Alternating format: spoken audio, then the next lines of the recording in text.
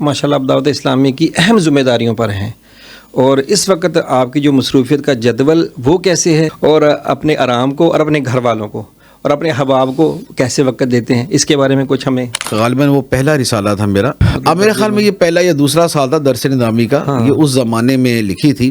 میں آپ کو یہ کہوں کہ میں بہت کام کرتا ہوں تو یہ غلط نہیں ہے، میں بہت مطالعہ بھی کرتا ہوں اور میں بہت آرام بھی کرتا ہوں، لیکن ابھی اگر میں کہوں نا تو میں کسی بھی صورت 8 گھنٹے سے کم نہیں سوتا۔ جیسے پہلے اگر میں 5 گھنٹے سوتا تھا نا، میری کوئی نیند کوئی کم نہیں ہے، پہلے ہوتی تھی جس زمانے کی آپ بات کر رہے ہیں نا، اس زمانے میں تھا 5 گھنٹے سونا، یعنی اس پر کمپرومائز نہیں ہے؟ اس پہ کمپرومائز نہیں ہے۔ ٹائم مینجمنٹ میں نے سیکھی باقاعدہ، یہ بھی کچھ سیکھنے کا کام ہے؟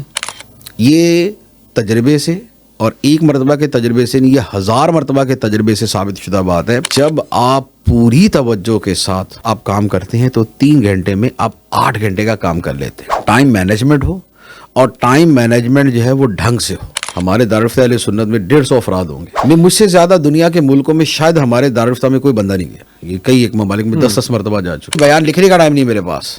میں نے ایک فون کیا اپنے جیسے میرے جو ساتھ آفس میں ہیں ان کو فون کیا کہ بھائی یہ میں میسج کر رہا ہوں تمہیں، میرے میسج میں جتنی باتیں ہیں نا یہ تم نوٹ کر لو اور اس کے مطابق نکال کے دے دو۔ اچھا، وہ جب ہمارا حفظ کا وقت تھا تو اس وقت سے آپ کو مفتی صاحب کہنا شروع کر دیا تھا؟ وہ اس میں یہ ہے، وہ مفتی صاحب تو نہیں کہتے تھے، مفتی کہتے تھے۔ ہاں وہ یہ تھا کہ ہاں بھی کھانا کھانا ہے، اچھا یار مفتی کے ساتھ بیٹھ کے کھاتے ہیں، ٹھیک ہے نا، یا مفتی کا آواز دے دو۔ اب 100-150 طلبہ تھے، سارے مفتی کہتے تھے۔ تو سنا تھا کہ آپ نے کیمیہ سعادت جو ہے حضرت امام غزالی علیہ رحمہ کی جو کتاب ہے اس کو آپ نے 1 ہفتے کے اندر مکمل کر لیا۔ ماں باپ اولاد کے لیے بد دعا نہ کرے، ہو سکتا ہے قبولیت کا وقت ہو اور پھر ہو جائے نا تیری ٹانگیں ٹوٹے، اور قبولیت کا وقت تھا، اب اولاد کی ٹانگیں ٹوٹی ہیں لے کے پھر رہے اس کو۔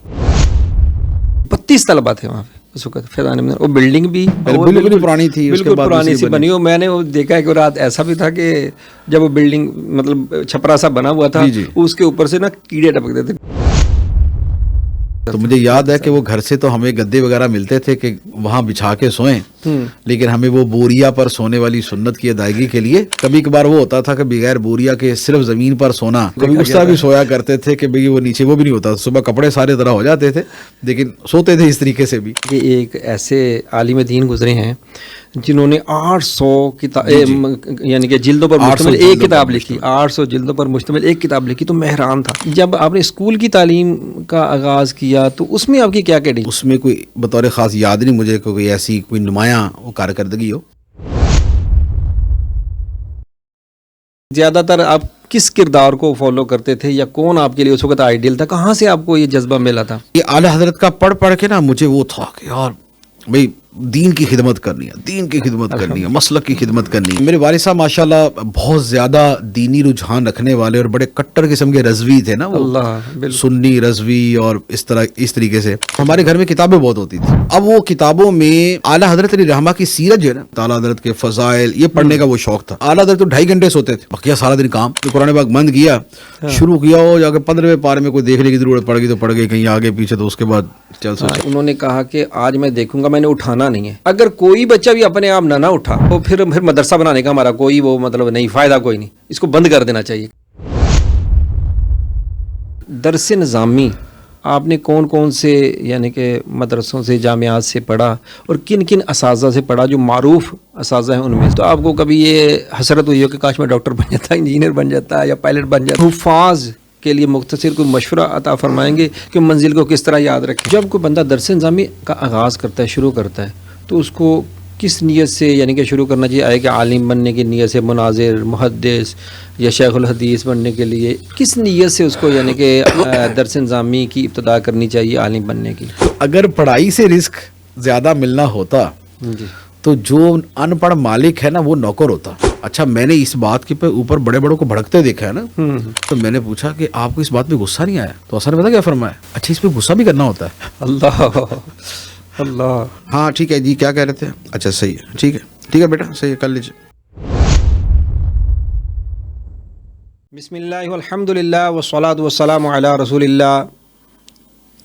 محترم ناظرین، میں ہوں آپ ہوسٹ قاری ادریس احمد، اور آج ہمارے پروگرام پوڈ کاسٹ میں جو شخصیت تشریف فرما ہے، جو تشریف لائے ہیں، ان کے ساتھ بیٹھنا میرے لیے باعث فخر ہے، اور مزے کی بات یہ کہ میرے دل کے بہت قریب ہیں، ان کی صحبت میں مجھے مزہ آتا ہے اور ایک عرصہ ان کے ساتھ گزارنے کا مجھے موقع بھی ملا، اور مزید برآں یہ کہ آپ بھی اس شخصیت کو بہت چاہتے ہیں، ان کی باتیں سننا چاہتے ہیں، ان کی زندگی کے بارے میں جاننا چاہتے ہیں، ان کو دیکھنا چاہتے ہیں، تو انشاءاللہ ابھی جب آپ ان کو دیکھیں گے، ان کی زیارت کریں گے، تو آپ واقعی آپ کا دل انشاءاللہ خوش ہو جائے گا اور خوشی سے باغ مدینہ بن جائے گا انشاءاللہ۔ تو ہمارے ساتھ آج کے ہمارے اس پروگرام میں تشریف فرما ہیں شیخ القرآن والحدیث حضرت علامہ مولانا مفتی محمد قاسم دامت برکاتہم العالیہ تشریف فرما ہیں۔ آج ہم ان کی زندگی کے بارے میں جانیں گے کہ انہوں نے اپنی زندگی میں حصول علم دین کے لیے کہاں کہاں سفر کیے، اور اپنی زندگی جو ہے ان کا جو دینی زندگی اس کا آغاز کہاں سے، کس وقت اور کب کیا، اس کے بارے میں جانیں گے، اور بہت کچھ۔ تو آئیے ہم چلتے ہیں اپنے بہت ہی پیارے جو ہے مفتی محمد قاسم عطاری صاحب کی طرف، اور ان سے انشاءاللہ ان کی زندگی کے بارے میں معلومات کرتے ہیں۔ السلام علیکم ورحمۃ اللہ وبرکاتہ۔ وعلیکم السلام ورحمۃ اللہ وبرکاتہ۔ مفتی صاحب یقین کریں آج میں بہت خوش ہوں، اس لیے کہ آپ کے ساتھ بات کرنے میں مجھے ویسے ہی مزہ آتا ہے، اور آج پھر آپ کی زندگی کے بارے میں اور آپ کی زندگی کے بہت سارے گوشوں کے بارے میں آپ کی زبانی جانیں گے۔ یقین کریں جہاں بیٹھتا ہوں نا، تو جب کبھی کسی طالب علم سے بات ہوتی ہے، کسی استاد سے بات ہوتی ہے، فخر کے ساتھ آپ کے بارے میں بھی بتاتا ہوں، اور آپ کی زندگی کے وہ گوشے شاید آپ کو بھی اب یاد نہیں ہوں گے، لیکن مجھے یاد ہے، کیونکہ میں اس وقت بھی آپ کو بہت اچھے انداز میں واچ کرتا تھا، دیکھتا تھا۔ انشاءاللہ اس کے بارے میں آپ سے بات کریں گے، اور اس کو پھر ایک یقینی جامہ پہنائیں گے کہ واقعی وہ باتیں یقینی تھی، صرف میرے دیکھنے کی حد تک نہیں تھی، اور اس کے علاوہ بھی انشاءاللہ بہت کچھ آپ سے سیکھنے کا موقع ملے گا۔ تو قبل اس کے کہ ہم کلام شروع کریں، تو سب سے پہلے ہم یہ جاننا چاہیں گے کہ ماشاءاللہ آپ دعوت اسلامی کی اہم ذمہ داریوں پر ہیں، اور اس وقت آپ کی جو مصروفیت کا جدول وہ کیسے ہے، اور کون کون سی ذمہ داریاں ہیں، اور اس کیونکہ میں مدنی چینل بھی دیکھتا رہتا ہوں، آگے پیچھے بھی آپ کی مصروفیات دیکھتے ہیں، تحریر کا بھی کام رہتا ہے، تصنیف کا کام رہتا ہے، تقریر کا کام رہتا ہے، دور الفتہ اور دیگر جو بھی ذمہ داریاں ہیں، ان سب کے ساتھ ساتھ پھر اپنے گھر والوں کو کتنا ٹائم دیتے ہیں، اور آرام کب کرتے ہیں یہ نہیں سمجھ آتی کہ جی آپ کی مصروفیات جب دیکھتے ہیں تو آرام کتنا آپ کرتے ہوں گے، کیونکہ اول جب ہم نے بالکل آغاز میں دیکھا تھا اس وقت بھی آپ سونے کو اور آرام کو اتنی ترجیح نہیں دیتے، تو اب جب اتنی ذمہ داریاں ہیں تو اب اپنا ٹائم کیسے دیتے ہیں؟ سب سے پہلے یہ کہ دعوت اسلامی کی ذمہ داریاں کیا کیا ہیں، اور اپنے آرام کو اور اپنے گھر والوں کو اور اپنے احباب کو کیسے وقت دیتے ہیں، اس کے بارے میں کچھ ہمیں۔ بسم اللہ الرحمن الرحیم۔ جزاک اللہ خیرہ، آپ نے محبت سے یاد فرمایا، اور آپ کے ساتھ بھی بڑی خوشگوار یادیں ہیں۔ ایک عرصہ آپ کے ساتھ گزرا ہے حفظ کے زمانے کا فیضان مدینہ میں، تو بڑا اچھا وقت تھا ماشاءاللہ، اور یوں کہہ لیں کہ آج کی بنسبت کئی اعتبار سے بہت وہ خوبصورت وقت تھا، نیکی، تقوی، دیگر بہت ساری چیزوں کے اعتبار سے۔ ذمہ داریوں کے اعتبار سے آپ نے سوال کیا، دعوت اسلامی میں ذمہ داریاں جو ہیں، بنیادی طور پر تو جو میری ذمہ داری ہے وہ تو ہے دارالافتاء اہل سنت جی کو چلانا۔ دارالافتاء اہل سنت دعوت اسلامی کا بہت نمایاں بڑا مرکزی شعبہ ہے، تو اس کی یوں کہہ لیں کہ ہیڈ آف دا ڈپارٹمنٹ کے طور پہ میری ذمہ داری ہے نگران دارالافتاء اہل سنت کہہ لیں آپ، نگران، ٹھیک ہے، یا رئیس دارالافتاء اہل سنت۔ ہمارے یہاں جو ٹائٹل ہے وہ رئیس دارالافتاء اہل سنت کے طور پہ چلتا ہے، لیکن دوسرے معنی میں نگران دارالافتاء اہل سنت۔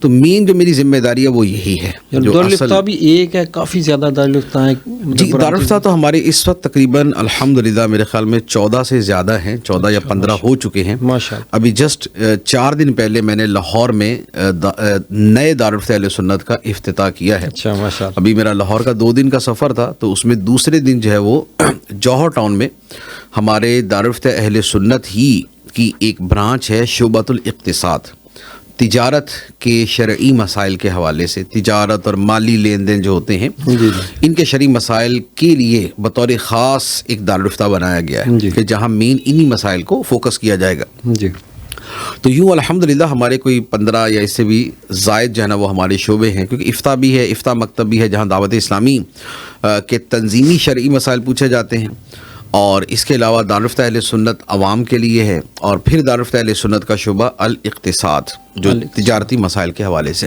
کراچی میں بھی اس کی برانچ پہلے میرے خیال جی، کراچی میں بھی ہے اور لاہور میں بھی ہے۔ لاہور میں پہلے بھی تھا، لیکن اب باقاعدہ پبلک ڈیلنگ کے لیے اب وہ بنا ہے، جس کا میں افتتاح کر کے بڑی خوبصورت جگہ ہے، نوریہ رضویہ مسجد ہے، اور بہت ماشاءاللہ خوبصورت سا وہ ادارہ بنا ہوا ہے. دارالفتہ بھی کمال کا انہوں نے بنایا, جنہوں نے ماشاءاللہ اس کی کنسٹرکشن کی ہے, رینوویشن کی ہے, تو زیادہ ہی کمال کی ہے, بہت اعلیٰ قسم کی ہے. تو یوں میری مین جو ذمہ داری ہے وہ یہ ہے. اب اس کے ساتھ پھر متعلقہ دیگر چیزیں ہو جاتی ہیں کہ دارالفتہ اہل سنت ہی کا ایک شعبہ ہے مجلس تحقیقات شرعیہ, جس میں جو بڑے لیول کے پیچیدہ اور زیادہ لوگوں کو پیش آنے والے مسائل ہیں یا جدید مسائل ہیں, تو یہ فورم جو ہے یہ ان مسائل کو حل کرنے کے لیے ہے. تو مجلس تحقیقات شرعیہ جو ہے اس میں بھی یعنی کہ اس کو بھی چلانے کی ذمہ داری میرے پاس ہے نگران کے طور پہ.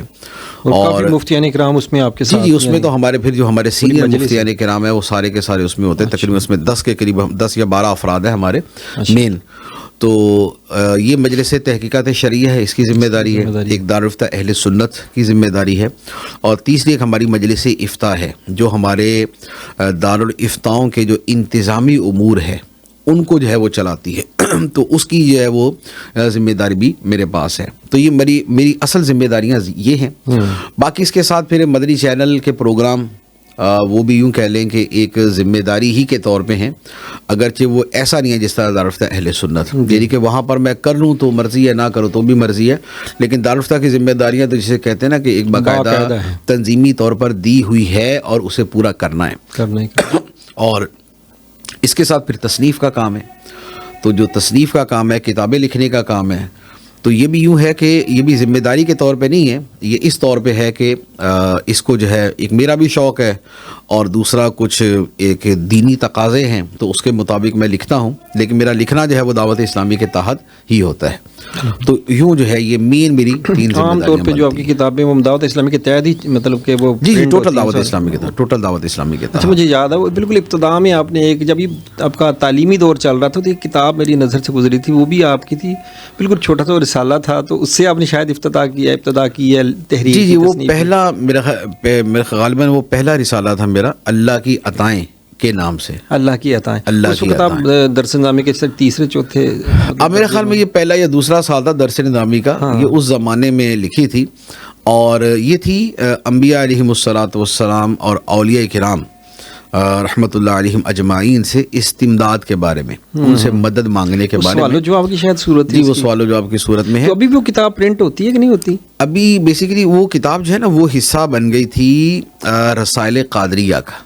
اچھا اچھا. رسائل قادریہ جو ہے نا میری جتنی بھی چھوٹی چھوٹی کتابیں تھیں نا ان سب کے مجموعے کو رسائل قادریہ کے نام سے پھر جو وہ چھاپا گیا تھا. اور ابھی کچھ عرصے سے تو یہ مجموعہ نہیں چھپا, اس میں کچھ مزید دوبارہ کچھ اضافے کرنے تھے, کچھ اور کام کرنا تھا.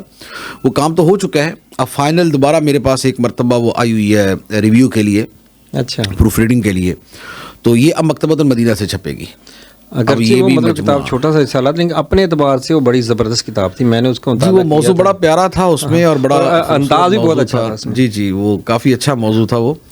اور پرانا مسئلہ یہ استمداد, توسل, انبیاء علیہم السلام کی بارگاہ میں یا رسول اللہ کہتے ہیں, یا غوث اعظم کہتے ہیں, یا علی کہتے ہیں, اور دیگر اولیاء کرام کو ہم مدد کے لیے پکارتے ہیں. تو اس کا جواز جو ہے وہ قرآن و حدیث سے مختصر کر کے لکھا تھا لیکن تھا بڑا جامع. اصل تو وہ اعلیٰ حضرت علی رحمہ کی کتاب ہے الامن والعلا.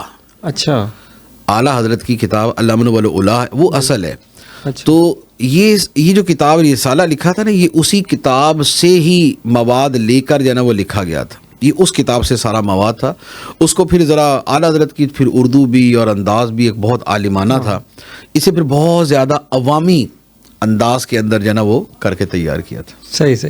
تو اب اصل میں وہ جو بات جاننا چاہ رہے تھے کہ جب اتنی ساری ذمہ داریاں ہیں, بیانات کی ذمہ داری ہے, مدنی چینل پر ذمہ داری ہے, تصنیف کا بڑا کام آپ کر رہے ہیں, اگرچہ مطلب جو بھی ہے اپنے طور پہ چاہے کر رہے ہیں اور وہ مکتبے سے چھپ رہی ہیں, جیسے تفسیر جسرات الجنان اور اس طرح کی یعنی کہ اور دیگر کتابیں, یہ بہت بڑا ایک کام ہے اور اس کے لیے بہت وقت درکار ہوتا ہے. پھر آپ نے مدنی مشورے کرنے ہوتے ہیں اپنی جو شعبہ جات ہیں اس کے, پھر اس میں گھر والوں کو ٹائم دینا اور دوستوں کو اور احباب کو, یہ اس میں اللہ تعالیٰ کی طرف سے کچھ خاص مدد بھی ہے کہ ساری چیزیں مینج ہو جاتی ہیں. دوسری بہت بڑی چیز یہ ہے, میں آپ کو یہ کہوں کہ میں بہت کام کرتا ہوں, یعنی اگر میں یہ کہوں تو یہ غلط نہیں ہے, ٹھیک ہے, میں بہت کام کرتا ہوں. مجھے دیکھتے ہیں وہ تو دن رات آپ کو مصروف ہی دیکھ رہے ہیں. اچھا میں بہت مطالعہ بھی کرتا ہوں. ہاں مطالعہ کا ٹھیک ہے, اور میں بہت آرام بھی کرتا ہوں. अच्छा, हाँ, मेरी कोई नींद कोई कम नहीं है, पहले होती थी जिस ज़माने की आप बात कर रहे हैं ना, उस ज़माने में था 5 घंटे सोना। हिफ्स के ज़माने में 5 घंटे सोते थे। उसमें मैंने जो हमारे लिए हैरान उन दिनों में होती थी ना जब आप हिफ्स कर रहे थे, क्योंकि हम तो अपना जितना पढ़ना पढ़ा, उसके बाद जो दोस्तों के साथ हाँ, वक्त गुजारना, फुर्सत। अच्छा, अब हमारे सोने का टाइम होता और आप अभी जाके पढ़ रहे होते थे। अच्छा, अब हम सो जाते, हमारे सामने हमें पता है कि आप बैठे पढ़ रहे हैं। अच्छा, जब सुबह तहज्जुद में उठना, उस्तादों ने उठाना, चलो भी उठ के सबक याद करो, और जब हमारी आंखें खुलनी हमने देखना मुफ्ती साहब बैठे पढ़ रहे हैं। तो ये मतलब उस वक्त जो चीज़ देखी थी, ये हमारे लिए अभी तक भी एक बाइस सबक भी है और बहुत सारी हमें हिम्मत दिलाती है। यानी कि हमें अपनी ज़ाती कि यार जब वो कर सकते थे, ये इतनी उनके अंदर हिम्मत थी, तो अब मैं बहुत सारे ऐसे काम करता हूँ जो वो अभी तक मेरे पास सबक बने हुए हैं कि जब वो कर सकते हैं। हालांकि मैं बुनियादी तौर पे बड़ा एक सुस्त आदमी हूँ और मतलब मेरे ऊपर नींद का बहुत वो गलबा रहता था, लेकिन अल्हम्दुलिल्लाह मेरे लिए बड़ा वो हौसला बढ़ा दी है चीज़ें।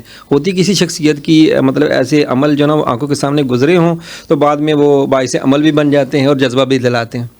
तो अब यानी आराम का सिलसिला पहले से कम होता है? नहीं, पहले से ज़्यादा। पहले से ज़्यादा। जैसे पहले अगर मैं 5 घंटे सोता था ना, उसके बाद 6 घंटे हो गए होंगे। दरसे निज़ामी का जितना ज़माना था, ये मेरे ख्याल 6 घंटे सोने का ज़माना था, और उससे फारिग होने के बाद भी 6 घंटे।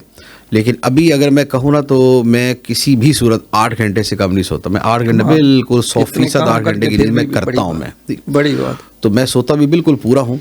और फैमिली को टाइम देने के अंदर भी मैं ये कह सकता हूँ कि शायद मैं अपने शोबे के एतबार से अगर दारुल अहले सुन्नत की बात करूँ या अपने और जानने वालों की बात करूँ, उनमें सबसे ज़्यादा मैं अपनी फैमिली को टाइम देता हूँ। क्या? सबसे ज़्यादा फैमिली को टाइम, यानी इस पर कंप्रोमाइज़ नहीं है? इस पर कंप्रोमाइज़ नहीं है। होता ये है, 2 चीज़ें हैं। एक इसको वैसे तो एक आम ज़बान में कहते हैं work life balance. Work life balance, कि वर्क भी हो और लाइफ भी आपकी जो है ना वो प्रॉपर चल रही हो, और इन दोनों में बैलेंस होना चाहिए। ना आपकी जो है वो जो आपकी काम की मसरूफियात हैं वो आपकी फैमिली को में खलल डाले, ना आपकी फैमिली की मसरूफियात आपके काम को डिस्टर्ब करें। काम को तकसीम ऐसे किया हुआ है, अपने वक्त को ऐसे तकसीम किया हुआ है कि सारे काम ही हो रहे हैं, तहरीर भी हो रही है, तस्नीफ भी हो रही है और ये तकरीर भी हो रही है। मैंने बाकायदा टाइम मैनेजमेंट सीखी। अच्छा, टाइम मैनेजमेंट मैंने सीखी बाकायदा। ये भी कुछ सीखने का काम है? ये बहुत ज़्यादा सीखने का काम है। हाँ, ये बहुत ज़्यादा सीखने का काम है। देखिए, टाइम मैनेजमेंट तो हमारे दीन की बड़ी बुनियादी यूँ कह लें कि तालीमात में से है ना। 5 नमाज़ें अपने वक्त पे पढ़ते हैं ना, बिल्कुल, आगे पीछे तो नहीं पढ़ते, बल्कि कज़ा करे तो हराम है। ये वो टाइम मैनेजमेंट है जो फ़र्ज़ है। बिल्कुल ठीक है, नमाजों की टाइम मैनेजमेंट फ़र्ज़ है। आप इसे ताख़ीर करेंगे हराम के मुर्तकिब हो जाएंगे।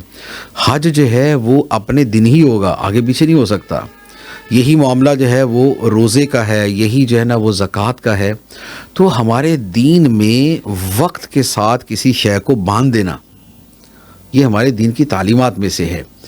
तो अब बात ये है कि ये टाइम मैनेजमेंट मैंने सीख ली ना कि भाई जब फैमिली को टाइम देना जो है ना, उसका भी एक तरीका होता है। फैमिली को टाइम एक ये भी है कि फैमिली को टाइम देते हुए ना बंदा, हाँ ठीक है जी क्या कह रहे थे, अच्छा सही है, ठीक है बेटा सही है, कर लीजिए, एक ये टाइम देना है।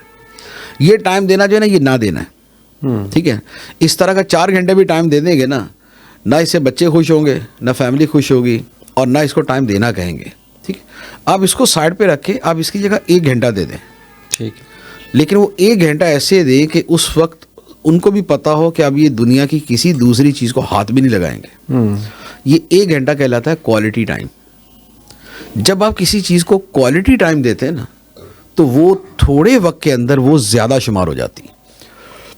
काम करने के अंदर भी यही है कि काम करने के अंदर अगर आपने मोबाइल में 10 किस्म के ना वो नोटिफिकेशन ऑन किए हुए, काम कर रहे हैं, 2 मिनट बाद नोटिफिकेशन, ठीक है, फिर ठीक है, ये वाला जो टाइम आप काम करेंगे ना, ये 8 घंटे में जितना काम करेंगे आप सारे डिस्ट्रैक्शंस यानी जो तवज्जो को बटाने वाली चीज़ें हैं, आप ये सब बंद कर दें।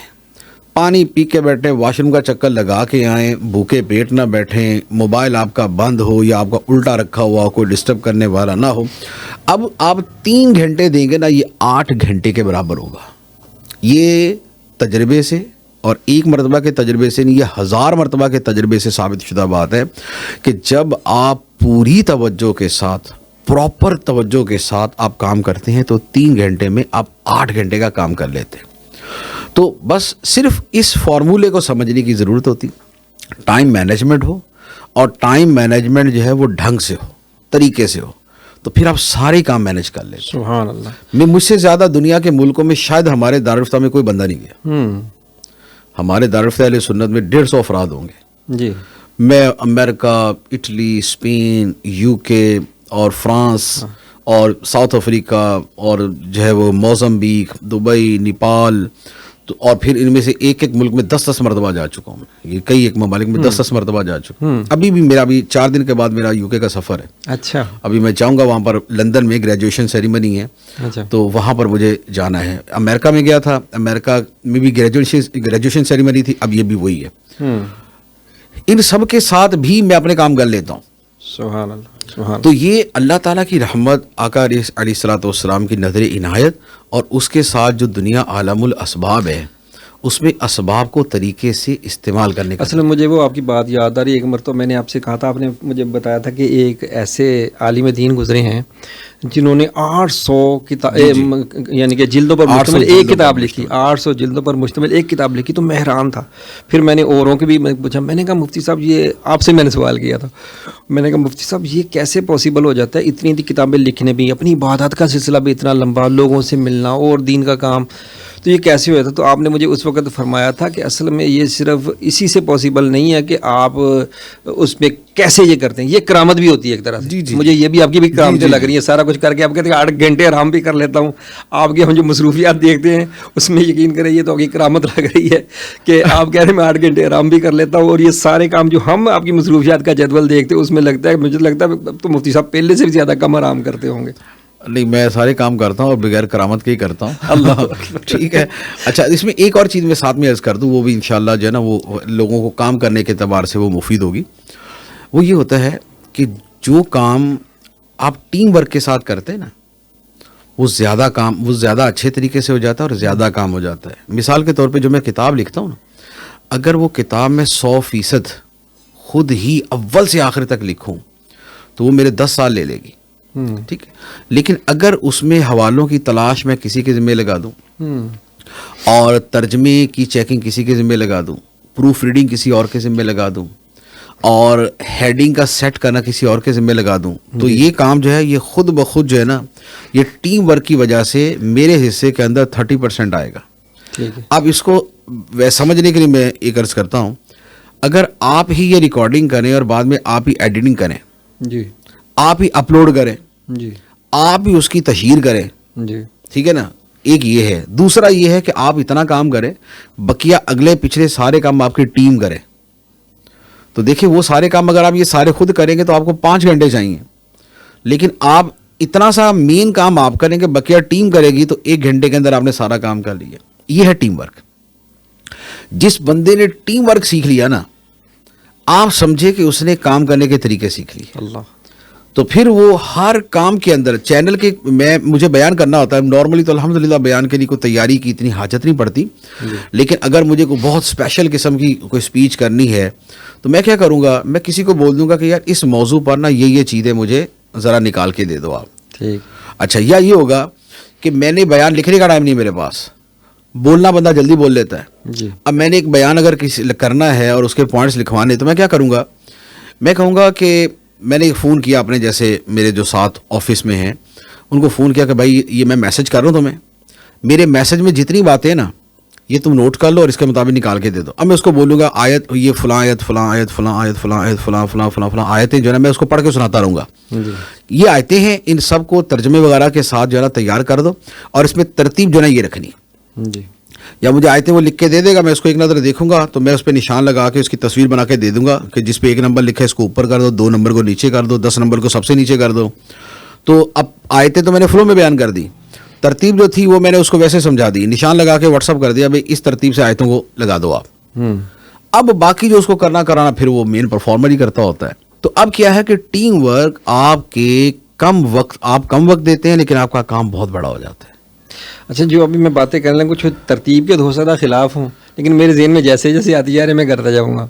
اچھا، وہ جب ہمارا حفظ کا وقت تھا تو اس وقت سے آپ کو مفتی صاحب کہنا شروع کر دیا تھا، یعنی کہ بالکل ابھی آپ حفظ کے چند سپارے آپ نے حفظ کیے تھے اور وہاں کے جو طلبہ تھے فیضان مدینہ میں پڑھنے والے، تو میرے خیال میں شاید پاکستان کی دوسری کلاس تھی جو حفظ کی، دوسری کلاس تھی، ایک کراچی میں تھی، اس کے بعد یہاں پہ.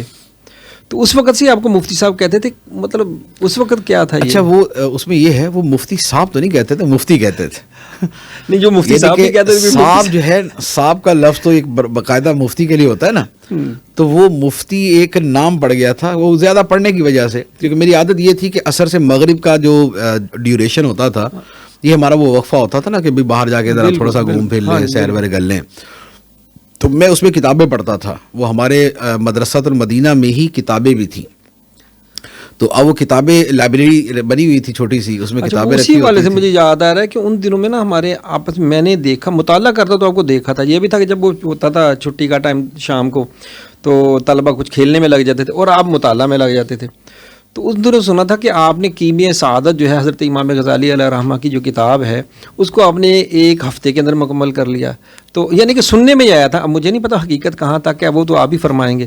تو وہ کہاں تک تھی وہ بات؟ کیمیہ سعادت تو میں نے اسی زمانے میں پڑھی تھی، باقی ایک ہفتے کا تو خیر مجھے بھی یاد نہیں ہے، وہ زیادہ ہی وقت یعنی کہ لگا آپس میں ہوگا. طلبہ میں یہ مشہور تھا، لیکن پڑھ لی تھی آپ نے؟ ہاں میں نے پڑھ لی تھی کیمیہ سعادت، میں نے اسی دوران پڑھی. خیر وہ مفتی صاحب والی جو بات چل رہی تھی وہ تو وہ بیسیکلی وہ میں کتابیں بہت پڑھتا تھا نا، تو کتابیں پڑھنے کی وجہ سے جو ہے وہ پھر انہوں نے جب یہ طلبہ یا پھر استاذ بھی کہتے تھے آپ کو؟ وہ پھر طلبہ نے کہنا شروع کیا تو استادوں نے بھی اس کے مطابق کہنا شروع کر دیا، نام کے بجائے وہ.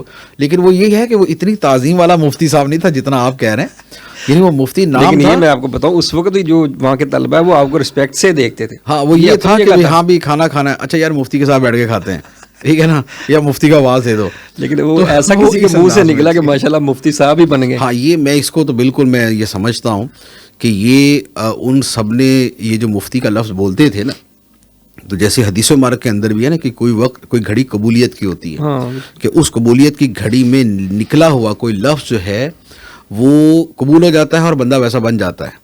اس لیے فرمایا جاتا ہے نا کہ بد دعا نہ کرو اپنے لیے یا کسی کے لیے بھی، یا ماں باپ اولاد کے لیے بد دعا نہ کرے. ہو سکتا ہے قبولیت کا وقت ہو اور پھر ہو جائے نا تیری ٹانگیں ٹوٹے، اور قبولیت کا وقت تھا، اب اولاد کی ٹانگیں ٹوٹی ہیں لے کے پھر رہے اس کو.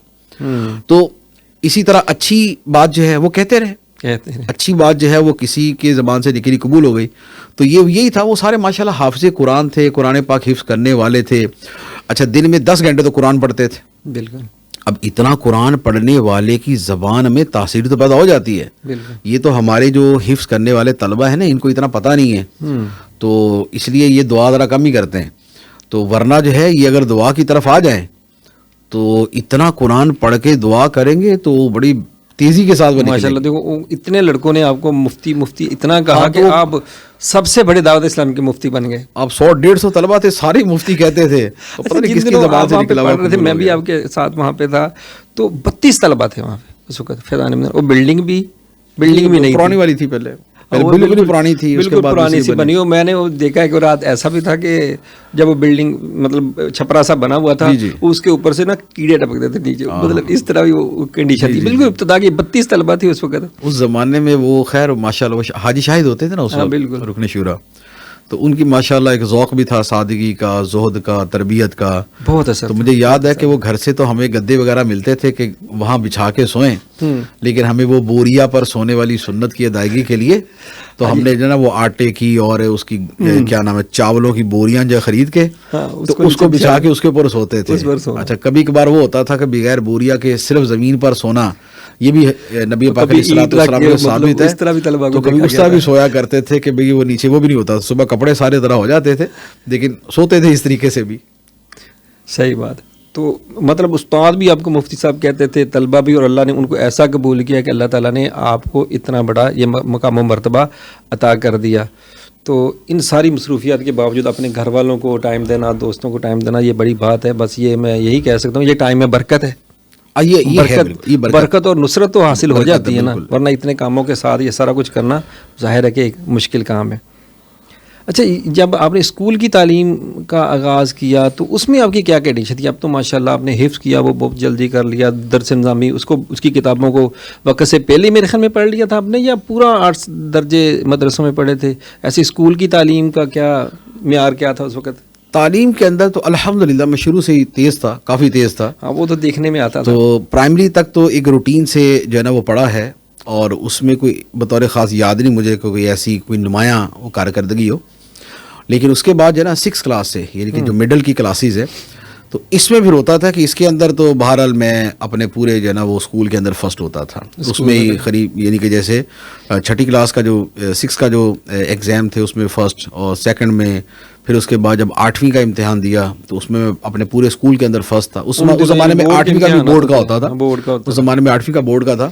اور مجھے یاد ہے کہ 8ویں کے بورڈ کا جب میں نے امتحان دیا تھا تو جیسے وہ ہوتا ہے نا کہ انگلش کا مضمون آئے گا نا, کوئی انگلش کا ایسے آئے گا لکھنے کے لیے, تو وہ ایسے کیا تھا کہ عام طور پہ یہ ہوتا ہے بھی 3 آپشن ہے, اس میں سے آپ کوئی ایک مضمون لکھیں گے. اور طلبہ کیا کرتے تھے عام طور پہ مشہور 3 یاد کیے ہوتے تھے انہوں نے, تو میں نے 40 یاد کیے تھے. اللہ, مجھے یاد ہے کہ مڈل کے اندر میں نے 8ویں کلاس میں نے 40 انگلش کے ایسے یاد کیے ہوئے تھے کہ بھائی 40 سے باہر تو پاسبل ہی نہیں ہے کہ آ سکے کوئی, کیونکہ میکسیمم 40 تھے کہ آ سکتے ہیں. اور وہ جو 3 آئے تھے مجھے تینوں آتے تھے, تو میں اس پہ پریشان تھا میں لکھوں کون سا, مجھے تو تینوں ہی آتے ہیں. تو یوں اس میں پھر مڈل کے اندر جو ہے میں نے یعنی یوں کہہ لے کہ اس میں ایک نمایاں پوزیشن میری الحمدللہ ہوا کرتی تھی. اور اسی زمانے میں ہمارے اسکول کے اندر ایک تقریری مقابلہ ہوا تھا, اس کے اندر بھی میں نے پہلی پوزیشن حاصل کی تھی. تو تقریری مقابلے سے مجھے یاد ہے فیضان مدینہ میں بھی تقریری مقابلہ ہوا تھا. جی اس میں نا میں نے بھی بیان کیا تھا, آپ نے بھی کیا تھا, اور ایک اور اپنے کلاس والے انہوں نے بھی کیا تھا, تو ایک مقابلہ تھا. اب مجھے مطلب مقابلے سے پہلے یہ پتہ چلا کہ مفتی قاسم صاحب نے نا یہ والا بیان تیار کیا ہے. میں نے اگر یہ کیا نا تو پھر میں آگے ہوں, لیکن مجھے پتہ چلا وہاں بیٹھے بیٹھے آپ نے موضوع بدل دیا جب میرا بیان سنا, تو یہ اور آپ نے پھر اسی پہ کیا, تو پھر آپ کی پہلی پوزیشن آئی تھی. یہ مجھے ابھی تک یاد ہے. تقریری مقابلے میں کئی جگہ میں نے حصہ لیا الحمدللہ, پہلی پوزیشن ہوتی تھی اس میں الحمدللہ. تو باقی اس کے بعد درس نظامی ہے, تو جیسے حفظ کا زمانہ تھا, حفظ کے اندر تو محنت آپ نے خود ہی دیکھی ہے الحمدللہ. اور باقی درس نظامی کے اندر بھی پہلے دن سے درس نظامی تو پھر میرا بہت جذباتی قسم کا درس نظامی تھا نا, کہ اس میں تو یعنی مجھے نہیں یاد پڑتا کہ مجھے کبھی کسی کو مجھے ترغیب دینے کی ضرورت پڑی ہو نا کہ بھائی پڑھا کرو, محنت کیا کرو. لگتا وہ جب حفظ میں تھے وہاں بھی نہیں پتہ نہیں کیا تھا, وہ بس اللہ تعالیٰ کی طرف سے عطا تھی وہ. مطلب اس میں زیادہ تر آپ کس کردار کو فالو کرتے تھے, یا کون آپ کے لیے اس وقت آئیڈیل تھا؟ کہ جتنی حفظ میں محنت کرتے ہم نے آپ کو دیکھا, درس نظامی میں تو اتنا دیکھا نہیں, سنا ہی تھا, جو کچھ سنا وہ تو اپنی آنکھوں سے دیکھ رہے تھے. تو وہ کہاں سے آپ کو یہ جذبہ ملا تھا؟ میرا خیال یہ ہے مجھے جو ترغیب تھی نا, بلکہ مجھے یاد بھی یہی پڑتا ہے, یہ اعلیٰ حضرت امام اہل سنت امام احمد رضا خان علیہ رحمۃ الرحمان, مجھے ان کی وجہ سے ترغیب تھی ساری. اچھا. کیونکہ میرے والد صاحب ماشاءاللہ بہت زیادہ دینی رجحان رکھنے والے اور بڑے کٹر قسم کے رضوی تھے نا, وہ سنی رضوی اور اس طریقے سے. تو ان کو کتابوں کا بھی بڑا شوق تھا, علماء سے بھی بڑی محبت تھی, تو ہمارے گھر میں کتابیں بہت ہوتی تھی.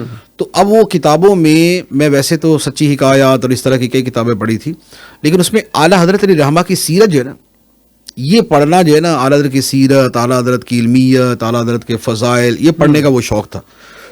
تو وہ پڑھ کے نا ایک بڑا شوق تھا نا محنت, اعلیٰ حضرت کی محنت. اب اعلیٰ حضرت تو 2.5 گھنٹے سوتے تھے, 2.5 گھنٹے سوتے تھے, بقیہ سارا دن کام. اچھا پھر اتنی کتابیں, اتنے علوم, وہ جناب یہ ساری چیزیں پہلے اسی وقت آپ کے نالج میں تھی. یہ اس نالج میں تھی, یعنی کہ جب میں 8ویں کلاس میں پڑھتا تھا نا, تو یہ میں نے رسالے اور یہ کتابیں میں نے پڑھی ہوئی تھی. تبھی تو میں حفظ کے زمانے میں بھی کتابیں پڑھتا تھا نا, یعنی یکدم جا کے تو مجھے شوق نہیں پیدا ہوا تھا, میں پہلے ہی سے مطالعے کا مجھے شوق تھا. تو اب جب جا کے میں نے یہ اعلیٰ حضرت کا پڑھ کے نا, مجھے وہ تھا کہ یار بھائی دین کی خدمت کرنی ہے, دین کی خدمت کرنی ہے, مسلک کی خدمت کرنی ہے. تو یوں یہ سارا شوق تھا. تو اسی سے بھی تو میں یہ سمجھتا ہوں کہ شاید میری جو پہلی انسپریشن اور پہلی موٹیویشن ہے نا, وہ اعلیٰ حضرت علیہ رحمہ. اعلیٰ حضرت تعارف کروانے والے والد صاحب, وہ والد صاحب نے تعارف. گھر کے اندر کتابیں اعلیٰ حضرت پہ بہت ہوتی تھیں. وہ کئی اکیڈمیز ہوتی تھی جو اعلیٰ حضرت کی کتابیں مفت تقسیم کرتی تھی نا چھاپ کے, تو وہ بہت ساری کتابیں تھیں. اس کے علاوہ اور کتابیں تھیں. تو اس طرح کے اداروں کی جو کتابیں تھیں وہ گھر میں تھیں, تو وہ پڑھ کے الحمدللہ پھر اعلیٰ حضرت سے تعارف بھی حفظ بڑا یاد. تو حفظ کے زمانے میں مجھے کچھ یہ بھی یاد پڑتا ہے, جہاں تک جب ہم رات اجتماع میں گزارتے تھے, تو آپ بھی گھر سے اس وقت اجتماع میں آتے تھے. اچھا, رات آپ نے وہاں پہ اجتماع میں ہی رہنا. مجھے جو یاد پڑتا ہے, تو اجتماع کے بعد جو رات گزارنے کے بعد اب اشراق و چاش تک وہاں پہ رہنا ہوتا تھا. تو ہم آپ کو کہتے تھے مفتی صاحب جب آپ نے جانا ہے نا تو ہمیں جگا دینا. تو آپ کہتے ہیں یار میں قرآن پاک پڑھنے لگا ہوں, تو آپ سو جاؤ, جب جانے لگا ہوں اٹھا دوں گا. تو اس وقت پورا قرآن شریف پڑھ کے جاتے تھے یا کیا تھا وہ؟ مطلب نہیں, وہ پورا قرآن مجید پڑھنے کا الحمدللہ شرف تو مجھے حاصل ہوا ہے, لیکن یہ اس زمانے کی بات نہیں ہے. یہ اس کے علاوہ تھا یہ قرآن پاک پورا پڑھنے کا. یہ حفظ مکمل ہونے کے بعد تھا. یہ اس مکمل کی میں بات کر رہا ہوں. جب آپ نے مکمل کر لیا تھا نا, پھر آپ گھر سے, کیونکہ جب آپ حفظ کرتے ہو تو فیضان مدینہ میں رہتے تھے, پھر بعد میں جب اجتماع میں آتے تھے, رات آپ کا اجتماع میں گزرنا, اور دن کو جب جانے لگا, ہم نے سونے لگنا رات گزار کے, تو پھر آپ نے ہمیں جاتے جگا دینا, کہتا ہے یار میں نے قرآن پاک پڑھ لیا. یعنی کہ مجھے یہ پڑتا ہے جیسے آپ کہہ رہے تھے میں نے قرآن پاک پڑھ لیا ہے, تو اب آپ اٹھ جو بھی 11-12 بجے میں اٹھا کے چلے جانا. ایگزیکٹ مجھے اس کا یاد نہیں ہے. اتنا مجھے یاد ہے جب میں قرآن پاک پورا پڑھتا تھا تو میں فجر کے بعد شروع کرتا تھا. ایک دن میں ویسے قرآن پاک پڑھتے تھے آپ؟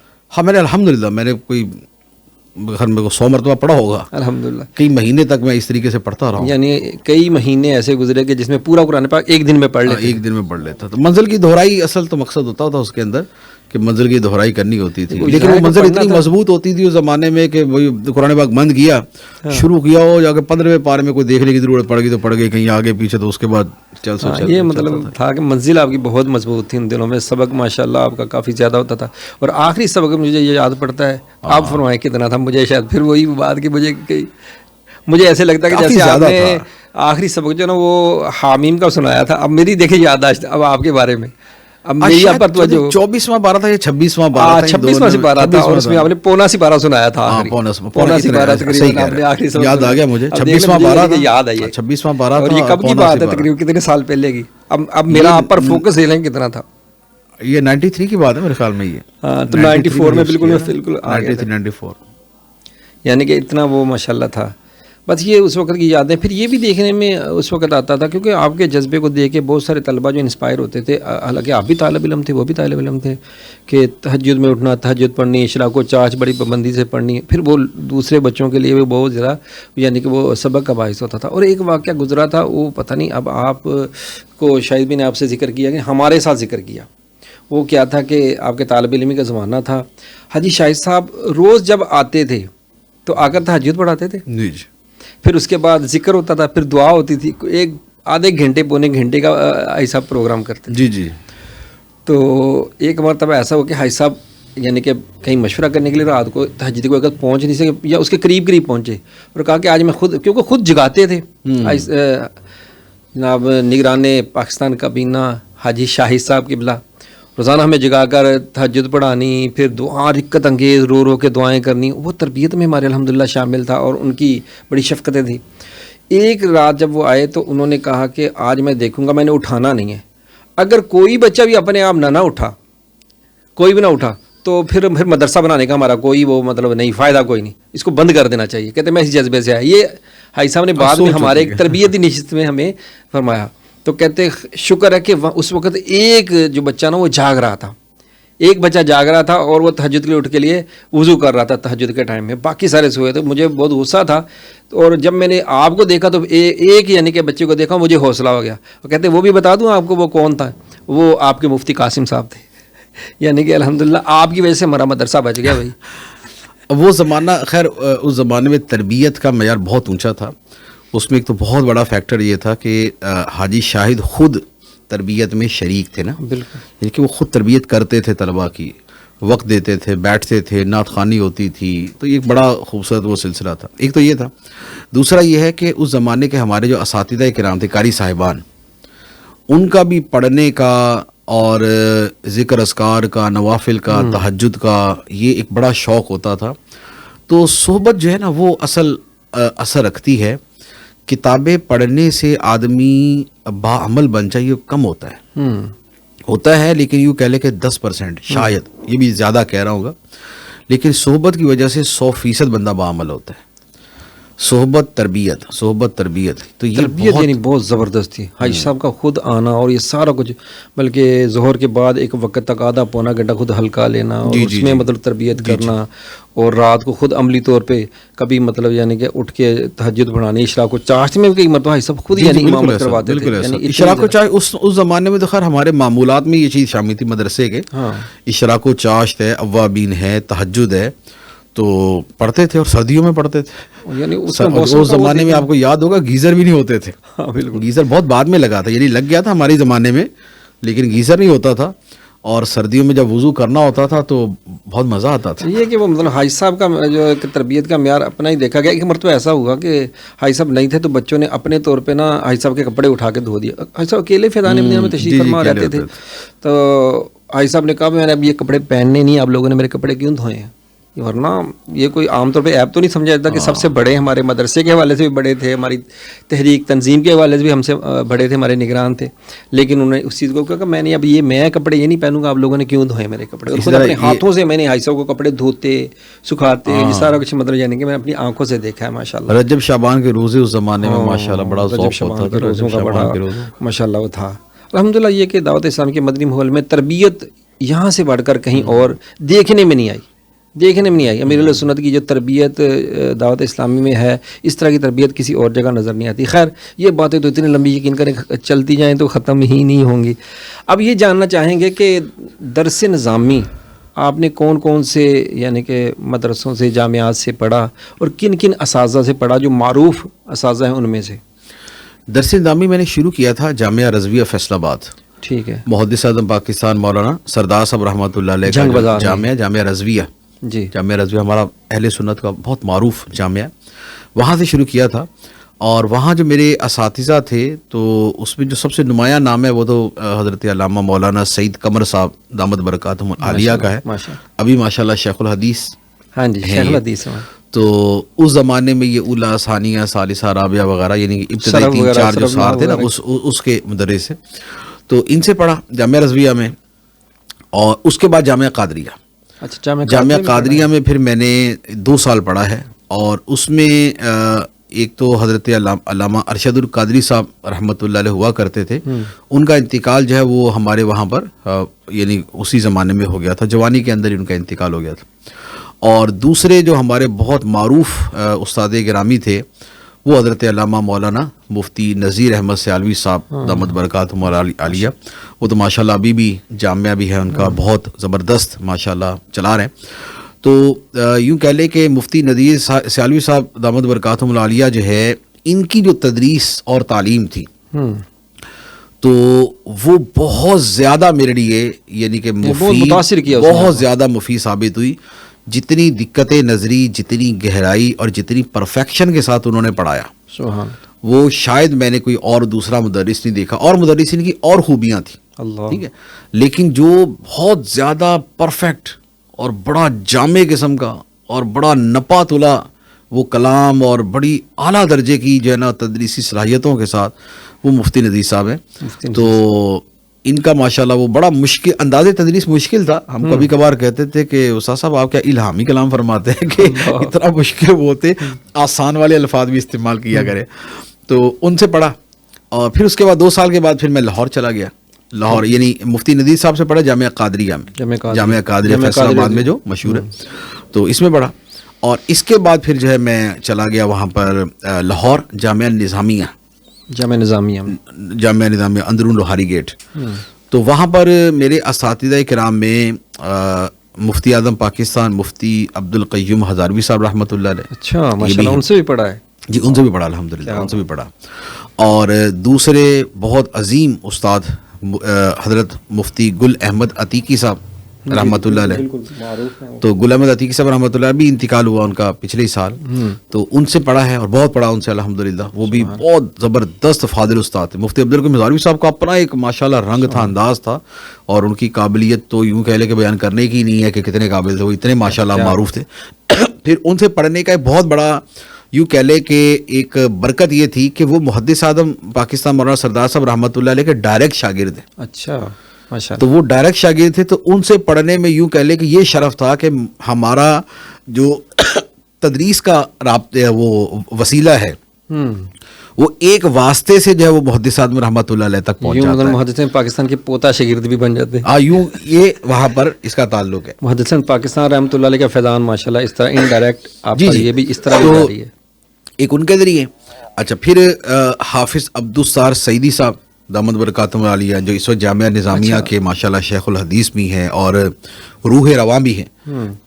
تو حافظ صاحب سے پڑھا, اور حافظ صاحب کا انداز بھی one of the best methods of teachings آپ کہہ سکتے ہیں. سبحان اللہ, بہت یونیک, بہت منفرد, بہت اعلیٰ. ماشاء بلکہ یوں کہنے کہ یہ چاروں اساتذہ بلکہ پانچوں اساتذہ، سعید قمر صاحب کا اتنا شفیقانہ اتنا پیارا سا انداز ہوتا تھا پڑھانے کا.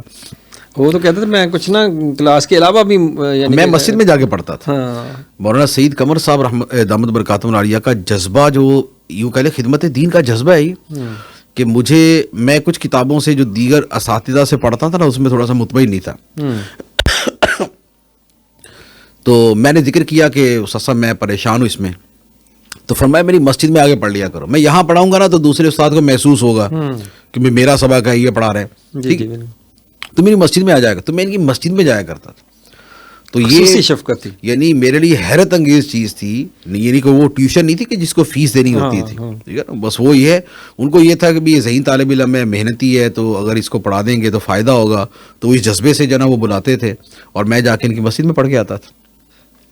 تو یوں یہ تمام اساتذہ کے نا، جیسے مفتی غلام احمد عتیقی صاحب رحمۃ اللہ علیہ، ان کا یعنی کہ پاکستان کے چوٹی کے مدرسین میں ان کا نام رہا ہے، ان کی تدریس مشہور تھی. مفتی عبدالقمد ہاروی صاحب علیہ رحمہ کمال کے، حافظ صاحب حافظ عبدالسار سعیدی صاحب کمال کے استاد. پھر اس کے بعد دوبارہ دورہ حدیث جو ہے نا وہ میں نے یہاں پر دوبارہ جامعہ رضویہ ہی میں آ کے کیا، ادھر دوبارہ جنگ بازار وہ یہی کیا.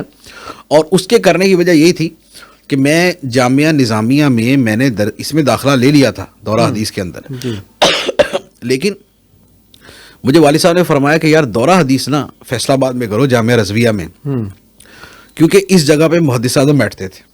بالکل، تو اس جگہ ان کی برکتیں ہیں، تو اس جگہ پہ دورہ حدیث کا. تو پھر میں نے وہاں پر کیا. کیا تو یہاں پہ دورہ حدیث کن سے کیا تھا؟ یہاں جو دورہ حدیث کیا یہ تھے حضرت علامہ مولانا شیخ الحدیث مولانا غلام نبی صاحب رحمۃ اللہ علیہ. رحمۃ اللہ علیہ انتہائی نیک، انتہائی متقی اور انتہائی زبردست مدرس، حدیث پہ بہت عبور اور احادیث پر کلام کرنے میں ماشاءاللہ بہت شاندار.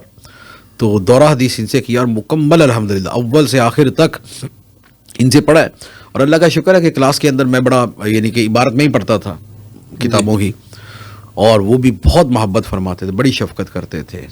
تو ان یوں کہہ رہے کہ میری زندگی میں شاید تدریس کے اعتبار سے نہیں میں کہہ رہا، دیگر بہت سارے اعتبار سے جو نا وہ مولانا غلام نبی صاحب رحمۃ اللہ علیہ شیخ الحدیث، ان کا بہت زیادہ جو نا وہ عمل دخل رہا ہے. انہوں نے جو سوچ یہ دیتے تھے نا خدمت دین کی، شریعت پر عمل کی اور توکل کی، یعنی ان کو یہ ہوتا تھا، یہ فرماتے تھے کہ یار تم اللہ کے دین کا کام کرو، اللہ تمہیں اتنا دے گا کہ تمہیں سوچنے کی بھی ضرورت نہیں پڑے گی کہ تمہیں کہاں سے مل رہا ہے. یہ ہمیں بار بار بار بار بار بار بار بار یہ سمجھاتے تھے. وہ اللہ کا شکر ہے ذہن بن گیا اس کے مطابق اور چل سو چل. اور اللہ تعالیٰ نے اتنا دیا کہ ماشاءاللہ برکت ہی ہوتی جا رہی ہے. اچھا ہم ابتدائی زمانے میں یہ بھی سوچتے تھے کہ یار یہ جو مفتی صاحب قاسم صاحب ہیں، یعنی کہ قاسم بھائی، یہ اتنے ذہین ہیں، حفظ میں اتنے ذہین ہیں، دیگر باتوں میں اتنے ذہین ہیں، یہ چاہتے تو ڈاکٹر انجینئر بھی بن سکتے تھے. یار یہ ادھر مولوی صاحب بننے کے لیے آ گئے ہیں، زیادہ سے زیادہ کیا امام مسجد کے امام بن جائیں گے، کوئی اس طرح کا بالکل ایک شعبہ بن جائے گا، تو ڈاکٹر انجینئر بن کے بہت دنیا داری کی نعمتیں حاصل کر سکتے تھے. اس طرف ہی کیوں ہے؟ تو آپ کو کبھی حسرت نہیں ہوئی کہ یار میں اتنا ذہین تھا، اتنی کتابیں ماشاء اللہ لکھی، صاحب ظاہر کر دیں کہ آپ اتنے ذہین ہیں، اللہ نے آپ کو بہت، تو آپ کو کبھی یہ حسرت ہوئی ہو کہ کاش میں ڈاکٹر بن جاتا، انجینئر بن جاتا یا پائلٹ بن جاتا، یا جیسے دنیا داری؟ ایسی خواہش تھی بھی نہیں اور کبھی اس کا کوئی ایسی حسرت بعد میں ہوئی بھی نہیں. یعنی کہ پہلے ہوتی خواہش ہوتی ہے، بعد میں حسرت بن جاتی ہے. والدین کی طرف سے بھی ڈیمانڈ نہیں تھی؟ نہیں، ان کی طرف سے بھی نہیں تھا. انجینئر ڈاکٹر اس طرح کا بنانے کا کچھ نہیں تھا. والد صاحب کا جو شوق تھا نا وہ یہ تھا کہ کچھ بھی بنو بس دین کی خدمت کرنی ہے، دین کی خدمت. والد صاحب کا جو یعنی کہ ایک سوچ تھی نا وہ یہی تھی، اور میری اپنی بھی سوچ الحمدللہ یہی. اچھا یہ ماحول جو دعوت اسلامی کا یہ بھی آپ کو گھر سے ہی ملا تھا یا؟ جی یہ گھر سے ملتا، یعنی کہ میرے والد صاحب حاجی عبداللہ مرتضی صاحب رحمۃ اللہ علیہ، تو یہ دعوت اسلامی کے یہاں فیصل آباد میں جب دعوت اسلامی شروع ہوئی ہے تو یہ اس کے جو سب سے پہلے 3-4 اراکین بنے تھے، ممبرز بنے تھے فیصل آباد میں، تو یہ ان میں سے ایک تھے ماشاءاللہ. تو بالکل شروع کے یعنی دعوت اسلامی فیصل آباد میں شروع ہوئی ہے اور اس کے اندر والد صاحب شریک تھے. تو اب اس کا مطلب ہے کہ شاید میرا خیال 87 88 کے آس پاس دعوت اسلامی یہاں پر یعنی کہ بڑھنا شروع ہوئی ہوگی. تو اس زمانے سے ہی والد صاحب جو ہے نا وہ دعوت اسلامی میں تھے. تو یعنی کہ مجھے یاد ہے نا کہ 92 کے اندر تو میں نے اعتکاف کیا فیضان مدینہ میں. پہلا اعتکاف کیا تھا 92 میں. اچھا 92 میں پہلا اعتکاف کیا تھا فیضان مدینہ میں. اس کے بعد میں نے حفظ شروع کیا تھا. تو اور جو وہ اعتکاف تھا اس وقت تک تو دعوت اسلامی اچھی خاصی یہاں پر ماشاءاللہ پھیل چکی تھی اور حاجی شاہد آ چکے تھے یہاں پر, ٹھیک ہے نا, کیونکہ وہ تو میرے خیال 89 کے آس پاس آئے. جی. تو اس سے بھی کئی سال پہلے جب دعوت اسلامی یہاں شروع ہوئی ہے تو والد صاحب اس میں شامل تھے. تو یوں پھر ہمارے گھر میں تو الحمدللہ دعوت اسلامی ہمارے شعور کی عمر شروع ہوئی اور دعوت اسلامی شروع. مطلب ویسے اس طرح حفظ کی طرف آنا اور یہ دین کی طرف آنا, اس میں زیادہ تر کردار کس کا تھا؟ اس میں والد صاحب کا. اس میں والد صاحب حفظ ہونے کے اندر تو والد صاحب کا ہی تھا نا. یعنی والد صاحب فرماتے تھے کہ یعنی جس دن میں پیدا ہوا تھا اسی دن والد صاحب نے یہ نیت کی تھی کہ میں نے اس بیٹے کو حافظ بنانا ہے. ماشاء. تو وہ تو پہلے دن سے ہی یعنی کہ نیت انہوں نے کی ہوئی تھی, تو پھر میں نے حفظ کیا. اچھا, آپ کے والد صاحب کے بارے میں بڑی مطلب شہرت سنی ہے. میں نے خود بھی خیر ان کی ذات کو دیکھا ہے. بڑے ہی متقی, پرہیزگار, رضویت پہ بڑے پکے, سنتوں کے بڑے عامل. اور مجھے ابتدا میں جب میں نیو سول لائن میں جمعہ پڑھاتا تھا تو جمعے کے وقت آنا, جمعہ پڑھنا اور پھر عصر اور مغرب تک وہاں بیٹھے ہی درود شریف اور نوافل وغیرہ پڑھتے رہنا. اور وہ بھی ایک واقعہ گزرا تھا جیسے حجویری ٹاؤن والی مسجد میں آپ نے بیان کیا تھا اپنے والد صاحب کے اصالہ ثواب کی محفل میں. وہاں بھی کوئی عالم صاحب ان کے بارے میں کچھ کہہ رہے تھے. جی, اصل میں والد صاحب بچپن ہی سے جو ہے نا بچپن میں یتیم ہو گئے تھے. اور اس کے بعد بس اللہ کا فضل یہ ہوا کہ نیک لوگوں کی صحبت سے وہ نیکی کی طرف ہی رہے. الحمدللہ. ہمارے وہ قاری رحمت علی صاحب رحمت اللہ علیہ, تو بچپن سے ان کے ساتھ ہی اٹیچ ہو گئے, کیونکہ وہ مسجد وہی تھی, انہی کی ساتھ مسجد تھی اور یہ وہیں پر رہائش تھی, سرتاج مسجد. تو ان کے ساتھ ہی اٹیچ تھے اور وہ ماشاءاللہ بڑے نیک متقی تھے. تو انہوں نے پھر ایک یوں بھی کہ یتیم بچہ ہے, اور دوسرا یہ بھی کہ ہمارے محلے کا ہے, اور تیسرا یہ ہے کہ اس زمانے کے آئمہ میں نا یہ ایک جذبہ بھی ہوتا تھا کہ بھی محلے کے بچے دیندار بنے, نمازی بنے, قرآن پڑھیں, کوئی محفلوں میں شرکت کریں. تو آئمہ کے اندر یہ ایک جذبہ بھی ہوتا تھا نا. امام یوں نہیں ہوتا تھا کہ مسجد میں بیٹھا جس نے آنا آئے, جس نے نہیں آنا تو جہاں مر دی جائے, تو یہ نہیں ہوتا تھا. تو وہ ایک ان کا بھی شوق تھا, تو والد صاحب ان کے ساتھ اٹیچ تھے. تو یوں جو ہے پھر والد صاحب کا بچپن ہی سے عبادت کا اور اس کا معمول تھا. تو وہ جو آپ نے اس بات کی نا وہاں کی مسجد کی, جلندری والی مسجد میں انہوں نے جو بات کی تھی وہ بڑی پیاری بات تھی. انہوں نے کہا تھا کہ ہم نے اگر ان کو تلاش کرنا ہوتا تھا نا عبداللہ صاحب کو, تو ہم کہتے تھے یار اگر کہیں نہیں ملے نا تو جا کے مسجد میں دیکھو ادھر ہی بیٹھے ہوں گے. اللہ اللہ اللہ ماشاءاللہ. اور ہوتا بھی یہی تھا آخر تک یہ رہا کہ والد صاحب کی نا ایسا نہیں تھا کہ فلاں چوک پہ بیٹھے ہوئے تو فلاں پان شاپ پہ بیٹھے ہوئے, فلاں سگریٹ کے کھوکے پہ بیٹھے ہوئے, یہ نہیں تھا. وہ اگر فارغ ہے نا تو پھر مسجد میں, وہ فارغ ہے تو مسجد میں. تو مسجد کے ساتھ جو ان کی اٹیچمنٹ تھی نا, وہ جیسے آپ نے کہا کہ جمعے والے دن آتے تھے اور مغرب پڑھ کے جاتے تھے. تو یہ واقعہ ان کا معمول تھا یہ کہ جمعے کے بعد وہ بیٹھے رہیں گے مسجد کے اندر, درود شریف پڑھتے رہیں گے, عصر کے بعد درود شریف پڑھتے رہیں گے, کیونکہ اصل میں جمعہ جو ہے یہ ہے عبادت کا دن. بے شک امام غزالی رحمۃ اللہ علیہ نے جو پورے ہفتے کا شیڈول بنایا ہے نا, جی اس میں جمعے کا باقاعدہ لکھا ہے کہ جمعے کو عبادت کے لیے مختص کریں. جمعے سے پہلے اس کی تیاری اور اس کے لیے یہ سورہ کہف کی تلاوت اور سورہ یاسین کی تلاوت, تو یہ سارا کچھ کریں. اور پھر عصر سے مغرب کا جو درمیان ہے, یہ تو حدیث مبارک کے اندر فرمائے گا نا کہ جمعے کے دن ایک گھڑی ایسی ہے کہ جس میں جو دعا مانگی جائے گی قبول ہو جائے گی.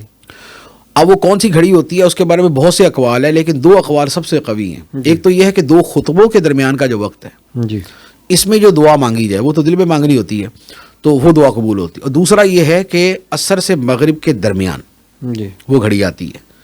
تو اب وہ ہے کہ وہ والد صاحب کو ایک عمل کا شوق تھا کہ بھئی یہ قبولیت کی گھڑی ہے تو دعا مانگنی ہے, تو یوں جو ہے وہ مغرب تک بیٹھ کے پھر مغرب کے بعد آتے. اچھا, وہاں پہ کوئی ایسی بات بھی ہوئی تھی جلندری والی مسجد میں کہ وہاں کے جو علامہ صاحب ہیں انہوں نے کہا تھا کہ مفتی صاحب آپ کے والد صاحب جس طرح اب آخر تک نیک رہے گئے, سجدے کی حالت میں ان کا انتقال ہوا تھا, سجدے کی حالت میں دنیا سے گئے, اتنے نیک تھے کہ 50 سال پہلے بھی اتنے ہی نیک تھے.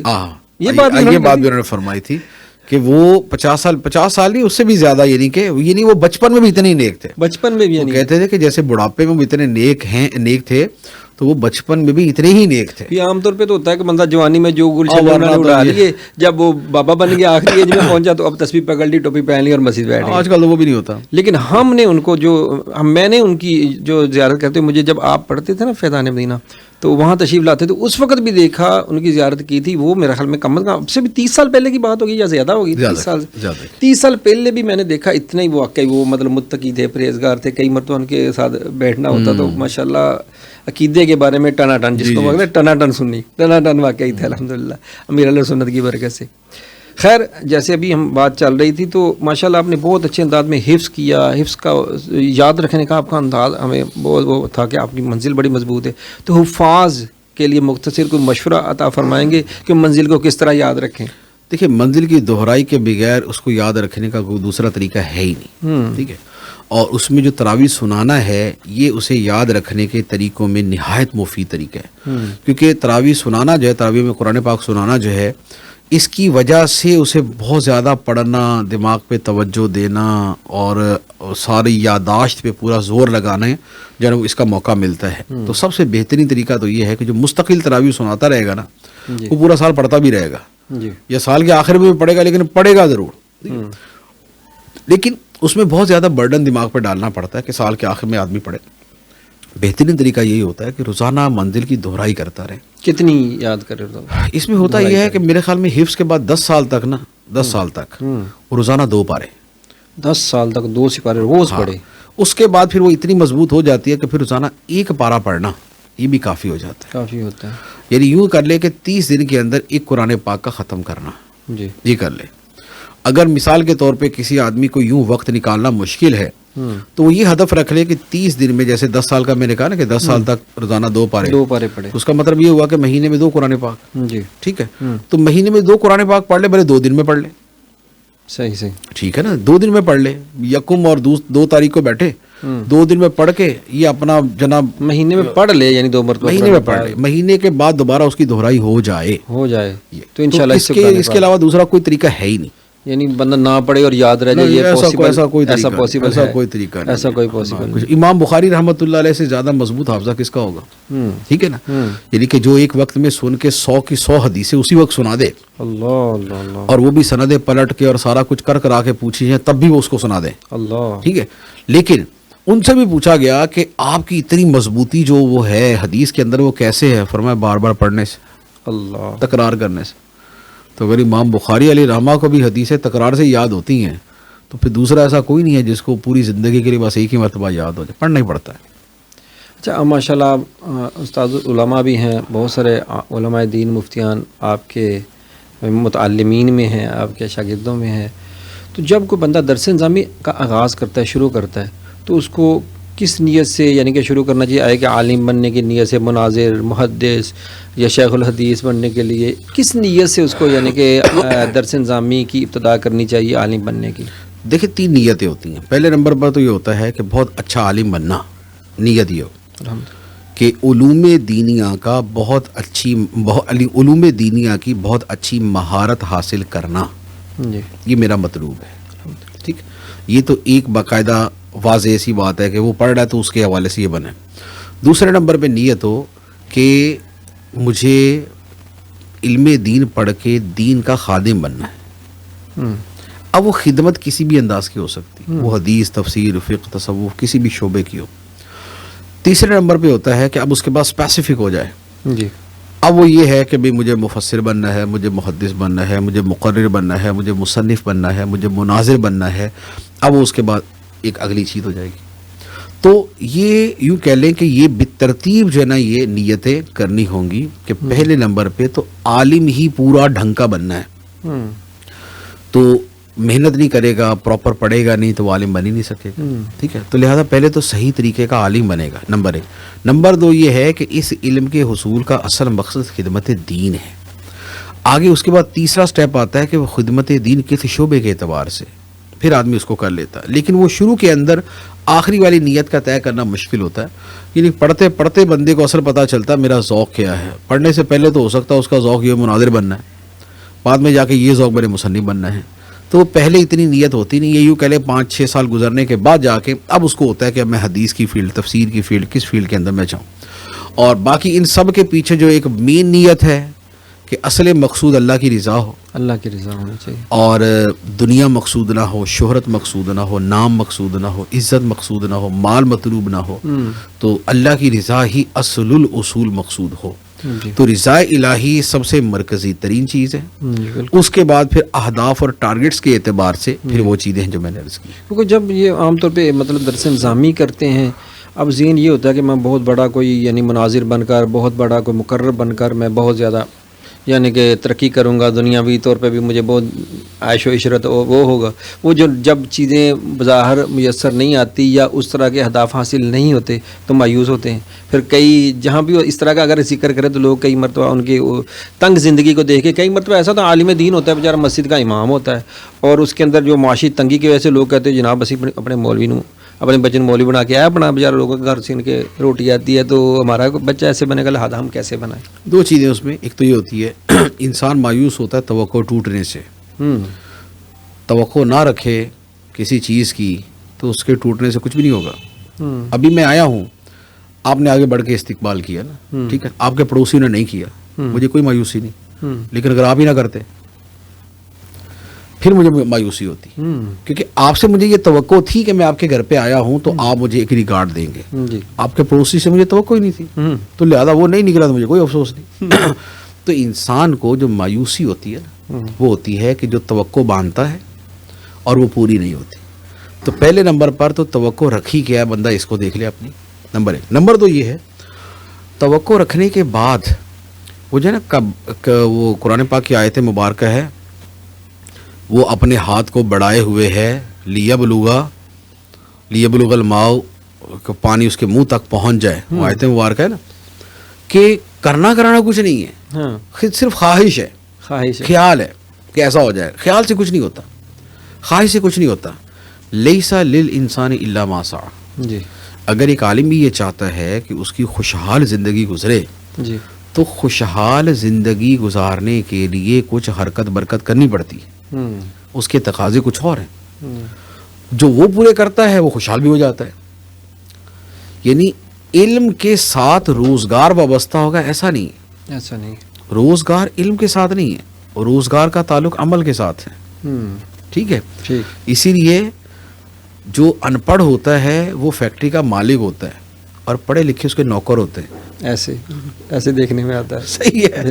تو اگر پڑھائی سے رزق زیادہ ملنا ہوتا جی تو جو ان پڑھ مالک ہے نا وہ نوکر ہوتا، ٹھیک. اور یہ پڑھے لکھے سارے مالک اور آقا ہوتے. تو اس کے تقاضے اور ہیں، اس کے تقاضے اور ہیں.